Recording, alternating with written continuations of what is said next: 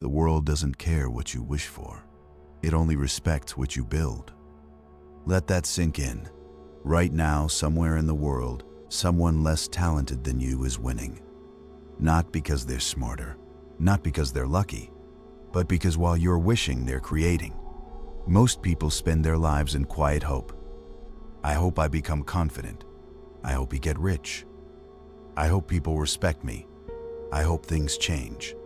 Hope feels productive. It feels safe. It feels like movement. But it's not. It's a psychological sedative. If wishing worked, you'd already be powerful. But you're not where you want to be yet, and deep down you know it. Centuries ago, one man understood this brutal truth better than anyone. Not a motivational speaker, not a life coach, but a strategist of power. Machiavelli knew something dangerous. He knew the world doesn't reward desire, it rewards action. And what he believed about reality might completely change how you see your own life. But first, you need to confront something uncomfortable. Are you building your future or just fantasizing about it? Let's be honest for a second. You've imagined a better version of your life, a more confident you, a richer you, a respected you, a calmer, stronger, more powerful you. You've played that movie in your head, maybe late at night, maybe while scrolling social media, maybe while watching someone else win. And in that moment, it feels real. Your brain lights up, you feel motivated, you feel inspired. But then, nothing changes, because wishing is seductive. It gives you the emotional reward of progress, without demanding the pain of action. That's the trap. Your brain doesn't actually care whether you succeed. It cares whether you feel good right now. And fantasy gives you a quick hit of dopamine. Effort requires discomfort. So most people choose the fantasy. They tell themselves, I'll start when I feel ready. I'm just waiting for the right opportunity. It's not the right time yet. Once I'm more confident, then I'll act. But confidence doesn't come before action. It comes after it. And here's the darker layer most people don't realize. Wishing keeps power outside of you. If you're wishing for change, you're assuming something external has to move first.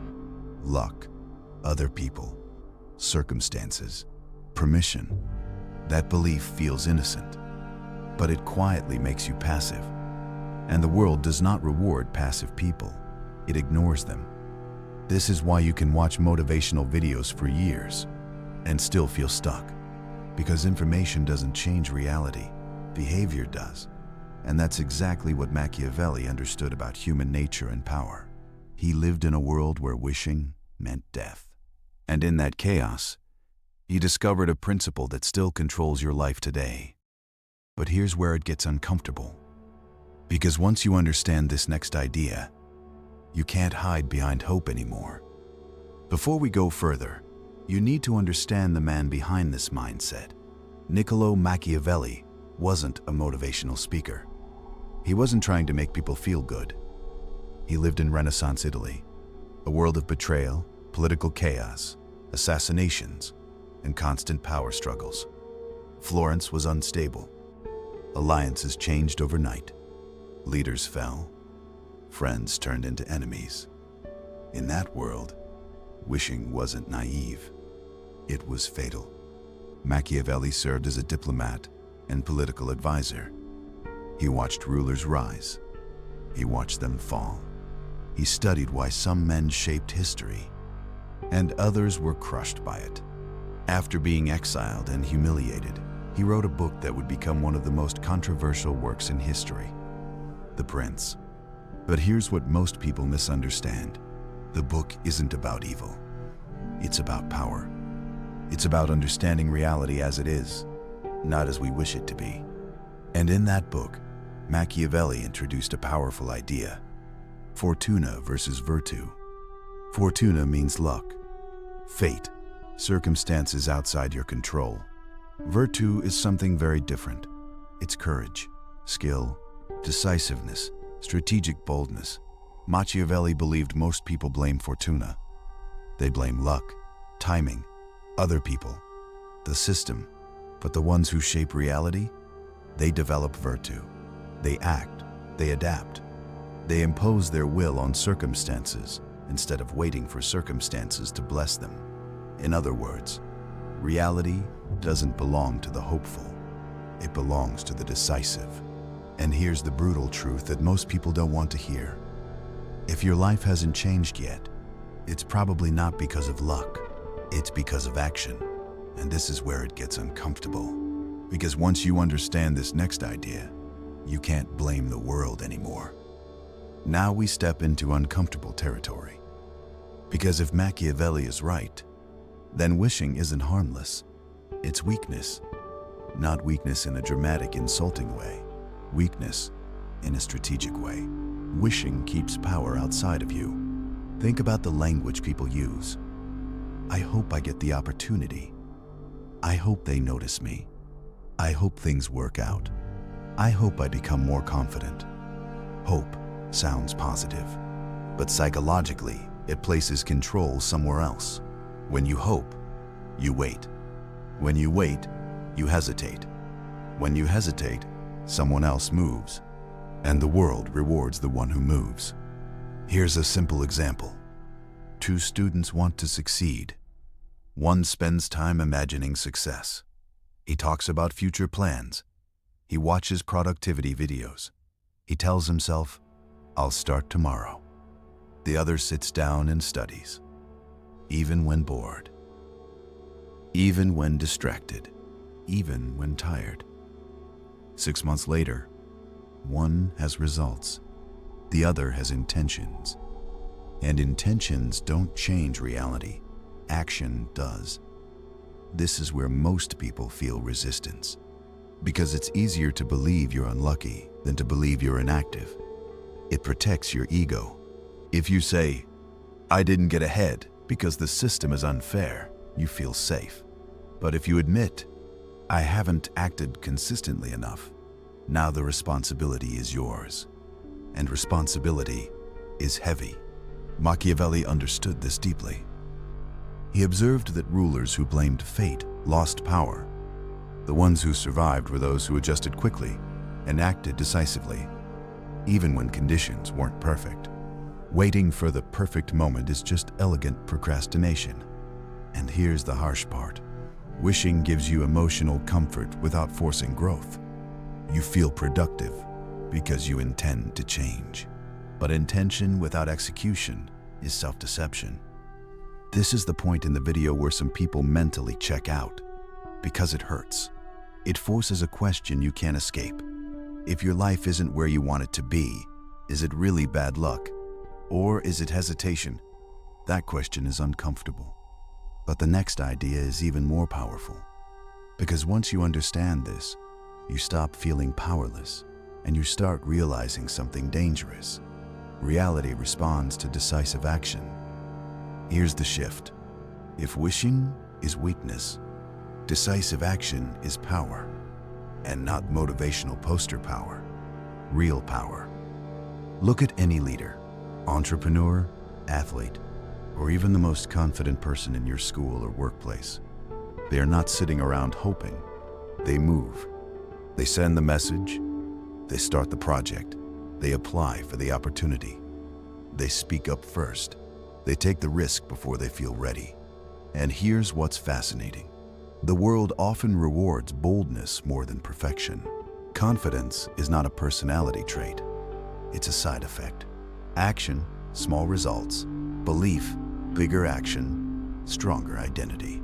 That's the loop. Most people try to reverse it. They say, once I feel confident, then I'll act. But confidence is built through evidence, and evidence only comes from behavior. This is what Machiavelli meant by virtue. Virtue isn't about being aggressive or ruthless. It's about being proactive. It's about stepping into uncertainty and shaping it. Fortuna, luck, will always exist. You can't control everything. But decisive people extract opportunity from chaos. Indecisive people get crushed by it. Think about this in your own life. How many times have you hesitated and watched someone else move first? How many times did you stay silent and someone less capable spoke up and got the attention? That's not fate. That's action differential. Reality bends toward those who insist on participating in it. And small actions compound. One workout becomes discipline. One conversation becomes connection. One video becomes momentum. One risk becomes growth. Over time, the person who acts looks lucky, but from the inside it wasn't luck. It was repetition. And here's where it gets darker. Because it's not just that action creates success, it creates respect. And human beings are wired to respond to visible creators, which leads to the next layer of power most people ignore.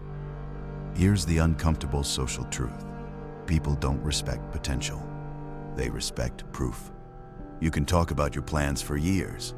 You can say you're working on something. You can say you're going to start soon. But until there's visible output, the world stays neutral. Human psychology is simple. We respond to signals. Results are signals. Confidence is a signal. Skill is a signal. Consistency is a signal. Wishing sends no signal. Creation does. Look at power dynamics anywhere. School, workplace, social media, business. The person who produces something valuable automatically shifts the hierarchy. The one who builds the project, the one who speaks clearly, the one who takes initiative, the one who posts consistently, the one who finishes what others start. They don't beg for respect. They generate it. And here's the deeper layer. When you create, your identity changes. You stop seeing yourself as someone who wants to be successful. You start seeing yourself as someone who acts. That internal shift is powerful because identity drives behavior. If you identify as a dreamer, you dream. If you identify as a creator, you build. Machiavelli understood that power is largely perception, and perception is shaped by visible action. No one can see your intentions, but everyone can see your output. This is why the world listens to those who produce results, even if they're imperfect. Movement signals seriousness, and seriousness attracts opportunity. It's not always fair, but it's real. And once you accept that reality rewards visible creators, you stop arguing with the system. You start playing it strategically. But now the question becomes practical. How do you stop wishing today and start creating your own reality? Because insight without action is just another fantasy. Let's break it down. Now we move from awareness to execution, because if you finish this video inspired but unchanged, you've just turned it into another fantasy. So, here's the shift. Step 1. Kill vague dreams. I want to be successful. That sentence is meaningless. Successful at what? By when? Measured how? Vague dreams protect you from failure because they're never tested. Turn desire into something concrete. Instead of, I want to get in shape, say, I will train 4 times a week for the next 60 days. Instead of, I want to make more money, say, I will apply to 5 higher-paying jobs this week. Specific action creates measurable pressure. Pressure creates movement, and movement kills illusion. Step 2. Replace hope with systems. Hope depends on mood. Systems ignore mood. If you only act when you feel motivated, you'll live a reactive life. Creators don't rely on feelings. They rely on structure. Daily writing time, fixed gym hours, scheduled learning blocks, content deadlines. Machiavelli admired discipline because discipline reduces dependence on luck. Systems make you dangerous because you act whether you feel like it or not. Step 3. Increase discomfort tolerance. Growth feels awkward. Speaking up feels risky. Posting content feels exposing. Starting feels embarrassing. Most people retreat the moment discomfort appears. But discomfort is not a stop sign. It's a growth signal. Fortuna favors the bold, not the comfortable. The more you train yourself to sit inside discomfort, without quitting, the more powerful you become. Step 4. Create before you feel ready. This is the one most people avoid. You will never feel fully prepared. You will never feel fully confident. You will never feel fully secure. Action creates readiness. Waiting destroys momentum. Start imperfect. Improve publicly. Adjust as you go, because momentum beats perfection every time. And here's the truth. Most people watching this will nod, feel inspired, and do nothing, which is why they'll stay average. But let me show you what happens when someone actually applies this. Let's look at a real shift from wishing to creating. Let me tell you about someone simple, not a millionaire, not a genius, not gifted, just ordinary. 17 years old, quiet, average grades, invisible in most rooms. He wanted confidence. He would imagine himself speaking clearly. Imagine people respecting him. Imagine being admired. At night, in his head, he was powerful. In reality, he barely raised his hand in class. He told himself, "One day I'll change. When I feel more ready. When I know more." Months passed. Nothing changed. Because imagining confidence doesn't create it. Avoiding discomfort protects the ego, but weakens the identity. Then something small happened. Not dramatic, not cinematic. He forced himself to speak once in class. His voice shook. It wasn't impressive, but it was action. The next week, he did it again. Then he joined a small discussion group. Then he started working out, not to look good, but to build discipline. Tiny moves, no applause, no big transformation, just repetition. 6 months later, he wasn't perfect. Spoke differently, moved differently, people treated him differently. And here's the interesting part. From the outside, it looked like he became confident. From the inside, he just stopped waiting. He stopped wishing to feel powerful and started behaving like someone building power. That's the shift. Creation isn't loud, it's consistent. The world didn't suddenly reward him. He changed his signals, and people respond to signals, which leads to the deeper psychological truth most people miss. Because this isn't just about productivity, it's about identity and how reality mirrors who you decide to become. Here's the part most people never hear. The world mirrors your level of seriousness, not your dreams, not your potential, not your intentions, your seriousness. If you treat your goals casually, reality treats you casually. If you treat your growth like a hobby, the world responds like it's optional. But when you become serious, structured, consistent, decisive, something shifts. Opportunities start appearing, not magically, but perceptually. You notice them more. You move on them faster. You stop hesitating long enough for doubt to win. This is what Machiavelli meant with virtue. Virtue is not talent. It's controlled aggression toward your goals. It's insisting on shaping circumstances instead of submitting to them.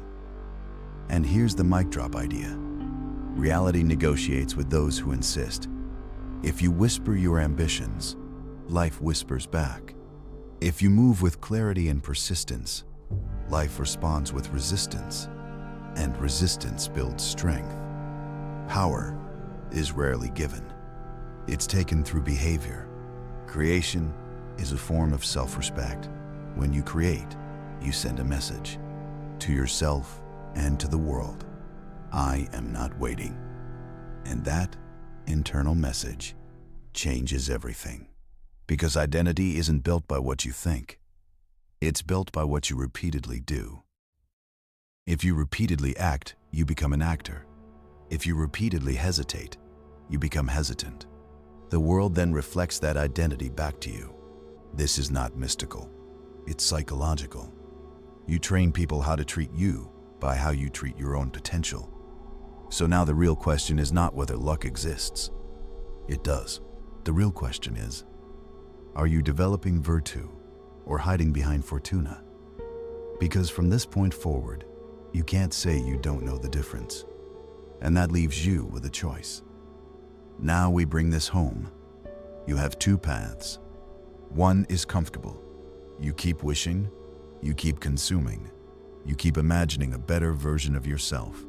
You keep waiting for motivation, clarity, the right time. You stay safe. But 5 years pass anyway, and you look back wondering why nothing changed. The other path is uncomfortable. You act before you feel ready. You speak before your voice feels steady. You build before you feel confident. You move before you feel certain. You risk looking foolish, but you grow. And growth compounds. Here's the truth Machiavelli understood centuries ago. No one is coming to build your future for you. Not your parents, not the system, not luck. Your future is not waiting somewhere ahead of you. It is being constructed daily by what you do or don't do. Every hesitation builds one version of you. Every decisive action builds another. And over time, that difference becomes massive. So stop asking the world for permission. Stop negotiating with your fears. Stop romanticizing the idea of becoming powerful. Start behaving like someone who is building power, because wishing keeps you mentally entertained. Creation changes your position in the world, and once you understand that, you can never go back to comfortable fantasy again. Which brings us to the real challenge. I want you to be honest. Are you a wisher or a creator? Comment one word below. No explanations, just the identity you choose. And if you're serious about building power, mentally, emotionally, strategically, then subscribe. This channel is not about comfort. It's about clarity. Not about fantasy, about execution. Because the world doesn't care what you wish for. It respects what you build. And from today forward, the choice is yours.